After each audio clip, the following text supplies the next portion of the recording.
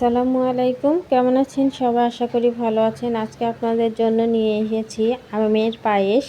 আম দিয়ে যে এত মজার পায়েস রান্না করা যায় সেটাই আজকে আপনাদের সাথে শেয়ার করব। আমি এখানে পোলা চাল নিয়েছি, চালটাকে আমি ধুয়ে ভিজিয়ে রেখেছি। আর এখানে নিয়েছি 2টা আম। আমটাকে এখন আমি কেটে নিব।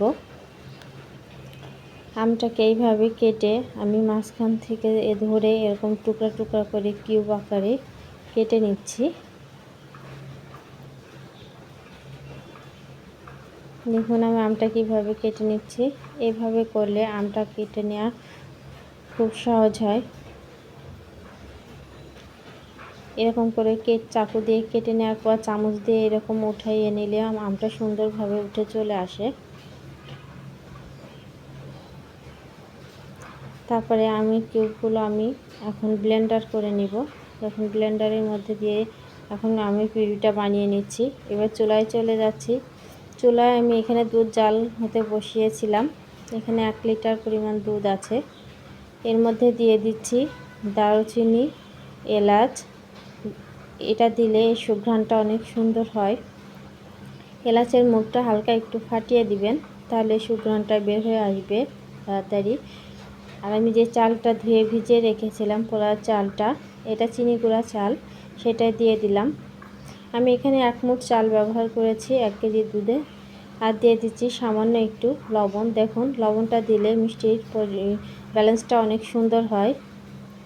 আমি মিষ্টি খাবারে সামান্য একটু লবণ ব্যবহার করি। আমার কাছে মনে হয় লবণ ব্যবহারের কারণে এই স্বাদটা অনেক সুন্দর হয়। তো আমার এখানে চালটা সিদ্ধ হয়ে এসছে। চালটা যখন এরকম সিদ্ধ হয়ে যাবে তখন আপনারা চিনিটা ব্যবহার করবেন। তা না হলে চাল সিদ্ধ হওয়ার আগেই যদি আপনারা চিনিটা দিয়ে দেন তাহলে আর চালটা সিদ্ধ হতে চাইবে না। আর এই পর্যায়ে আপনারা এলাচ আর দারচিনিগুলো উঠিয়ে নেবেন, তাহলে আর খাবার সময় আর মুখে পড়বে না। তা আমি এটা সিদ্ধ হয়ে চিনিটা গলে যাওয়ার পর আমি এরকম করে চামচের সাহায্যে ঘাটিয়ে নিচ্ছি। এটা হয়ে গেলে আমি এখানে বাটিতে গুঁড়া দুধ দিয়ে নিয়েছি, একটু পানির সাথে গুলিয়ে নিচ্ছি। এখানে 3 চামচ মতো দুধ নিয়েছি। এই দুধটাকে আমি এখন এই পায়েসের মধ্যে ব্যবহার করব। আমি গুঁড়া দুধটা সরাসরি ব্যবহার করিনি, যদি দলা বেঁধে যায় সেজন্য হালকা একটু পানি দিয়ে গুলিয়ে দুধটাকে ব্যবহার করেছি। গুঁড়া দুধটা দেওয়ার কারণে এর ঘনত্বটা আরও বেড়ে যায় আর খেতে অসম্ভব মজা লাগে। যখন আমার পায়েসটা একদম ঘন হয়ে আসবে সেই মুহূর্তে আমি চুলার জালটা বন্ধ করে দিয়েছি। এবার আমের পিউরিটা আমি দিয়ে দিচ্ছি।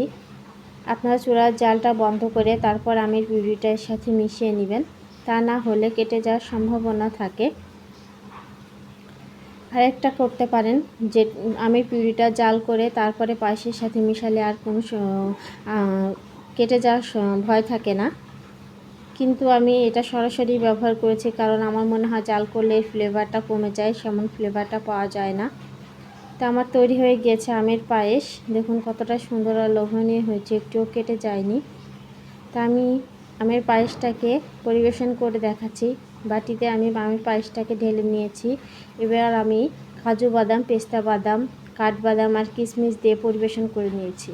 তো আমার এই রেসিপিটি যদি আপনাদের ভালো লেগে থাকে প্লিজ লাইক, কমেন্ট, শেয়ার ও সাবস্ক্রাইব করতে ভুলবেন না।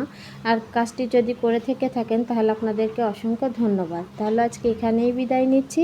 আল্লাহ হাফেজ।